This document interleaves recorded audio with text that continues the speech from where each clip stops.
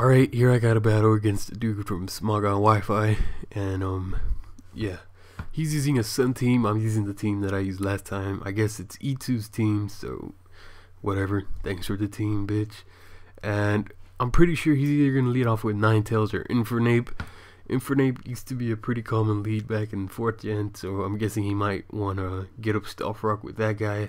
Then again, he does have Donphan, so that's more than likely going to be his Stealth Rocker. But in any case, I'm pretty sure he'll lead with Infernape or Ninetales. And I'm just going to lead off with Bandit Dragonite because it's fucking powerful.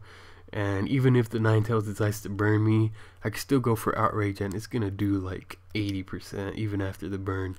So that pretty much is going to mean that I win the Weather War because I could later just bring in Tyranitar and pursue it. But yeah. So he sends out his Infernape, and I don't have Earthquake on this guy, so I'm going to go for Extreme Speed. If he decides to fake out, then whatever, I could just Extreme Speed next turn, and it should do a lot. But he goes for HP Ice instead of fake out, so now I'm like 100% sure he's going to go out to Donphan, because it's really obvious. So I'm going to go out to Scizor, and hopefully try to make him think I'm Bandit, because this team doesn't really have too much for Donphan, because it has mostly physical attackers, and 2 of them are dragons, so Ice Shard is going to wreck me. But he decides to go for Stealth Rock the first turn. Here I show him that Swords Dance, so yeah, I go for the Swords Dance. I guess he like misclicked or some shit, I really don't care. I don't think it mattered too much though, because I would have been able to roost off the damage, and so long as I got up 1 dance, then he's pretty much forced to stay in, because his Ninetales is pretty frail on the defensive side, and I'm pretty sure a +2 Bug Bite followed by a Bullet Punch should be able to KO it, and his Infernape got weakened, so that thing's not going to be able to take a Bullet Punch either. So this is a pretty good situation for me, because this Donphan is about to get wrecked as soon as I stop roosting here. So I don't really have to worry about Ice Shard anymore, and pretty much the only thing I'm worried about now is the Lilligant, because that thing uses like Quiver Dance or Butterfly Dance. I don't even know what it's called, but that thing could potentially be dangerous. So now he decides to go out to the Ninetales, and I was thinking I might want to go for a Bullet Punch here, but I decided that was a pretty stupid idea, since I'm probably going to need the Scizor, because he does have priority, and like I said, the Lilligant poses a threat. So I'm going to go into T-Tar, since usually Ninetales can't really do too much against T-Tar. Hoping he didn't predict that and go for Sunny Day, because that would be really fucking annoying. And he goes for Sub, then Toxic. I was kind of worried. Well, not worried. I thought that was pretty gay. But apparently it's standard, so I don't know. Didn't really seem like a good idea to me, but whatever. Now he goes to this Rotom, and I'm going to get out of there because obvious Hydro Pump is obvious. And I go into Salamence, and this does quite a bit after the Stealth Rock damage.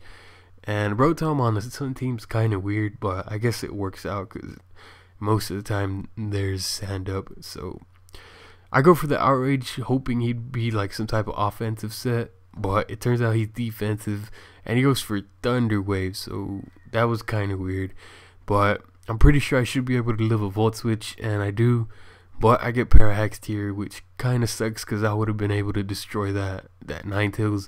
There's no way it was going to be able to take an Outrage, but I decided to stay in here, just trying to break through the Parafusion, and it doesn't work. So now I'm gonna have to go into my T-Tar. I could use Salamence for Death Fodder still, so that's pretty much what I'm gonna do. Since he doesn't roll leftovers and he's using Substitute, then the Sand should be able to 3-hit KO him at this point. So all I gotta do is break this Sub, and then it's gonna take 1 more turn of Sand damage to where he's gonna die. So this is where I'm going to use my Death Fodder. And I go into Salamence right now, but he decides to go into Snorlax.